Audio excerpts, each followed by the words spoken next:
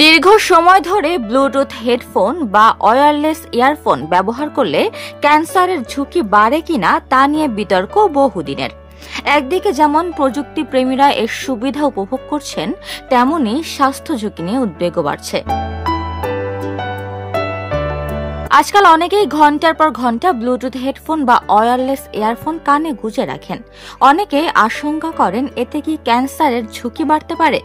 Bluetooth ডিভাইসগুলো radio frequency বিকিরণ নির্গত করে, যা কিছু মানুষের মতে দীর্ঘমেয়াদে মস্তিষ্কের কোষ ক্ষতিগ্রস্ত করে ক্যান্সার সৃষ্টি করতে পারে। 2015 সালের কিছু গবেষণায় ইঙ্গিত মিলেছিল যে mobile phone, wifi, mobile tower বা ওয়্যারলেস বেবি মনিটরের মতো ইলেকট্রোম্যাগনেটিক বিকিরণের দীর্ঘমেয়াদী সংস্পর্শে থাকলে মস্তিষ্কের টিউমার, বন্ধ্যাত্ব সহ বিভিন্ন স্বাস্থ্য ঝুঁকিও হতে পারে।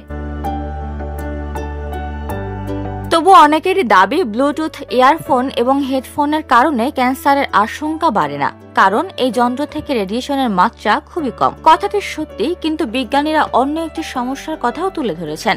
সেটি হলো SAR। কি এই SAR? রেডিয়েশনের কতটা শরীরে ঢুকছে তার মাত্রাই এটি।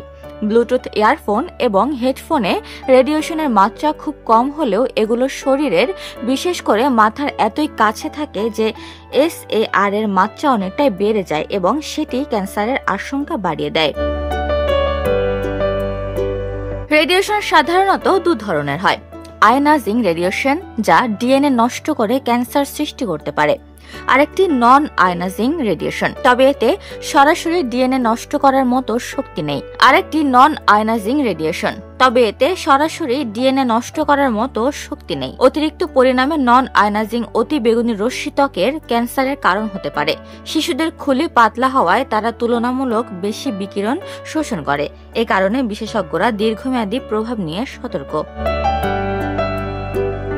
ব্লুটুথ ডিভাইস থেকে নির্গত বিকিরণ মোবাইল ফোনের তুলনায় 10 থেকে 400 গুণ কম। যুক্তরাষ্ট্রের জাতীয় ক্যান্সার ইনস্টিটিউট জানায়, এই তরঙ্গের শক্তি এতটাই কম যে এটি ডিএনএ ক্ষতিগ্রস্ত করতে পারে।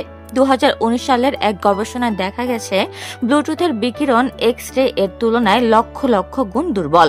আমেরিকা, অস্ট্রেলিয়া বা ইউরোপে ব্লুটুথ ডিভাইস ব্যবহারের কারণে মস্তিষ্কের ক্যান্সারের হার বাড়ার কোনো প্রমাণও মেলেনি।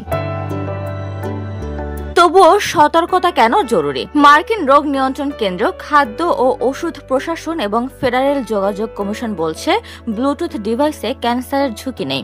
কিন্তু বিশ্ব স্বাস্থ্য সংস্থার ক্যান্সার গবেষণা সংস্থা এখনও RFR কে সম্ভাব্য ক্যান্সার সৃষ্টিকারী হিসেবে তালিকাভুক্ত করেছে। উপমা রায়, সোনালী নিউজ, ঢাকা।